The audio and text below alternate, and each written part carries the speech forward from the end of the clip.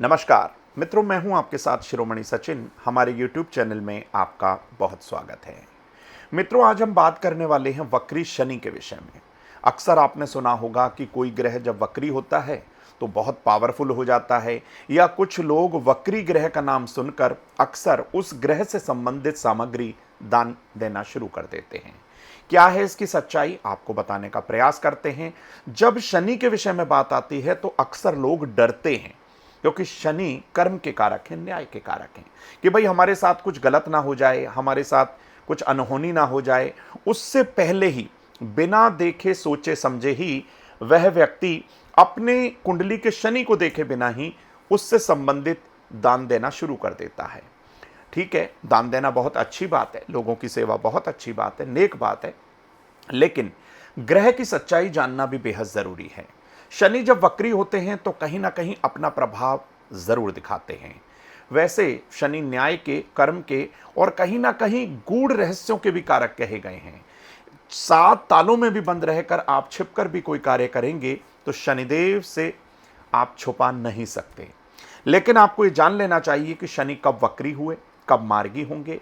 तो देखिए, शनि 26 जुलाई 2026 को रात के करीब 12 से 1 के बीच के मध्य यह वक्री हुए और 10 दिसंबर 2026 तक ये वक्री अवस्था में रहने वाले हैं। तो आपकी राशि पर इसका क्या प्रभाव पड़ेगा? क्योंकि शनि जब वक्री होते हैं तो आपको एक लेसन देते हैं, आपको एक सीख देते हैं। आपके द्वारा की गई भूल का पश्चाताप करने के लिए भी वो आपको काफी समय देते हैं। अगर आपने कोई गलती की है तो उसे आप मान लीजिए। गलती मानने से कोई व्यक्ति छोटा या बड़ा नहीं होता, और आपने कोई गलती की है, शनिदेव का आशीर्वाद चाहिए, तो भाई अपनी गलती मानकर आप आगे की ओर बढ़ जाइए। तो राशि विशेष पर इसका क्या प्रभाव पड़ेगा, आइए समझने का प्रयास करते हैं। देखिए, मेष राशि से वर्तमान समय में 12वें घर में, यानी कि शनि ग्रह मीन राशि के अंदर वर्तमान समय में वक्री अवस्था में है और 10 दिसंबर तक के रहने वाले हैं। तो मेष राशि से 12वें घर में शनि, क्योंकि यहां पर दशम और एकादश के स्वामी हैं और 12वें घर में गए हैं। अगर आपने कोई गलती करी है, भूल की है, तो आप उसे सुधारिए और अपने बड़े बुजुर्गों का सम्मान करिए, माता पिता के चरण स्पर्श करिए, और हो सके तो निर्धन लोगों को अन्नदान जरूर करिए। बात कर लेते हैं वृष राशि की, जहां ये योग कारक हो जाते हैं। तो भाई, वृष राशि से एकादश भाव के अंदर यह शनि वक्री हैं।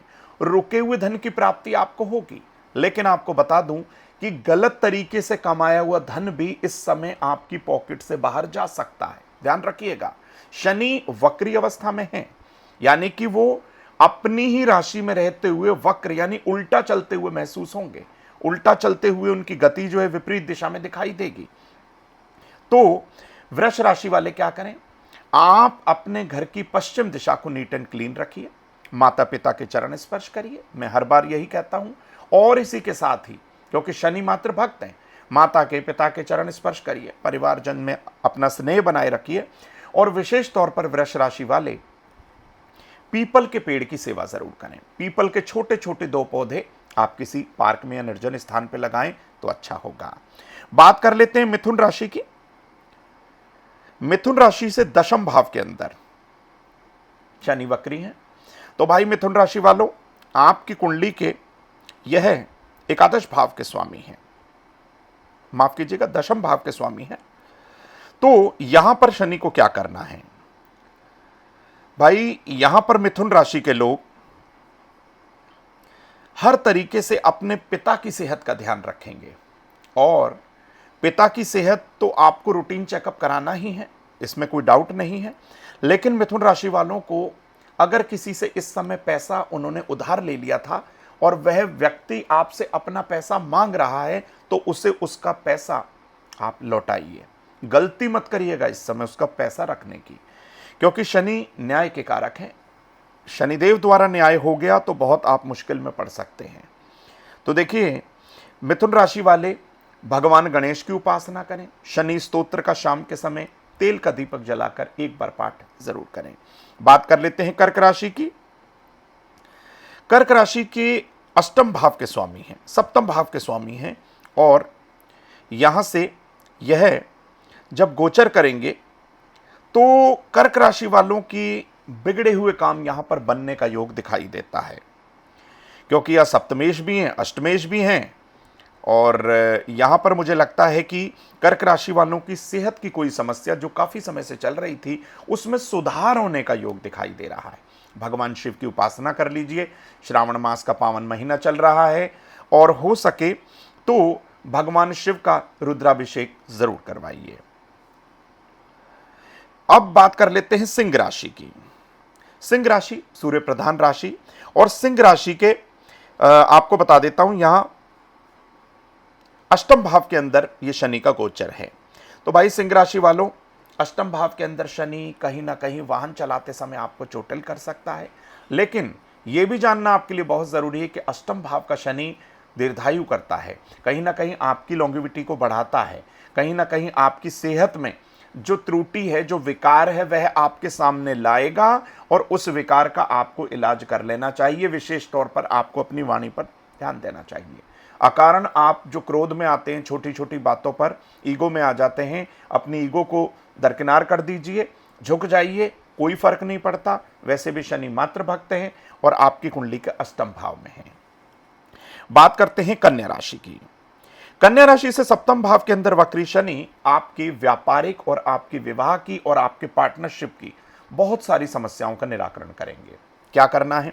शनिदेव के निमित्त आपको एक तेल का दीपक जलाना है, दशरथ कृत शनि स्तोत्र का एक बार पाठ करना है और पीपल के वृक्ष की 7 प्रदक्षिणा करनी है।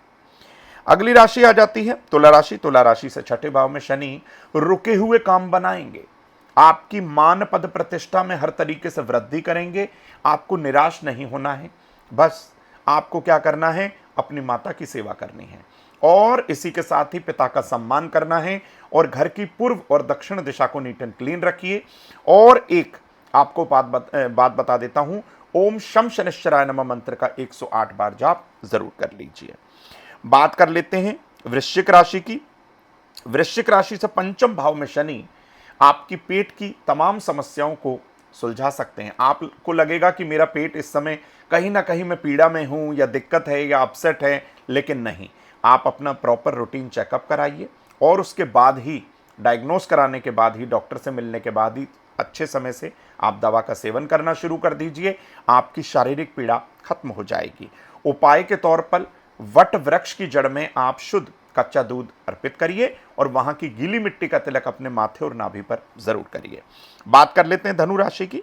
धनु राशि से चतुर्थ भाव के अंदर शनि की ढैया है, शनिदेव का गोचर है। तो भाई धनु राशि वालों, इस समय मानसिक पीड़ा आपको हो रही होगी, लेकिन शनि वक्री हो गए हैं। आपको आपकी गलतियां जो है माननी चाहिए और उन गलतियों पर काम करना चाहिए। शनि आपके लिए बहुत शुभता लेकर आ रहे हैं, बिल्कुल ना घबराइए। आपकी शारीरिक पीड़ाएं बिल्कुल खत्म होंगी और इसी के साथ ही मानसिक संतुलन बेहतर हो जाए। अपने नहाने के पानी में हो सके तो एक चुटकी काला तिल और गंगा जल डालकर स्नान जरूर करें। बात कर लेते हैं मकर राशि की। मकर राशि से तीसरे भाव के अंदर शनि का गोचर कहीं ना कहीं आपके बिगड़े हुए कामों को बनाएगा, आपके पुरुषार्थ में, आपके बल में, आपके पौरुष में हर तरीके से वृद्धि करेगा। तो भाई मकर राशि वालों, गलतियां बिल्कुल ना करिएगा, किसी का हृदय बिल्कुल ना दुखाइएगा, किसी से अपशब्दों का प्रयोग बिल्कुल ना करिएगा। और मकर राशि वाले क्या करें?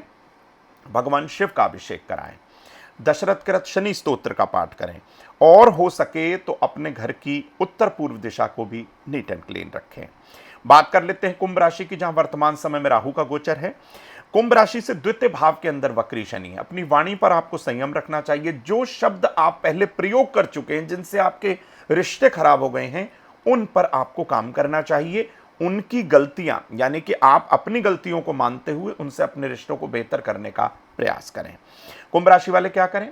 हो सके तो भगवान शिव की उपासना करें और शनि के 108 नामों का जाप करें।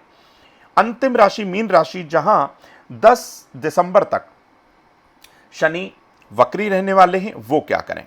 देखिए, ये विस्तार की है, अंतिम राशि है ये, और कहीं ना कहीं जलीय राशि भी है।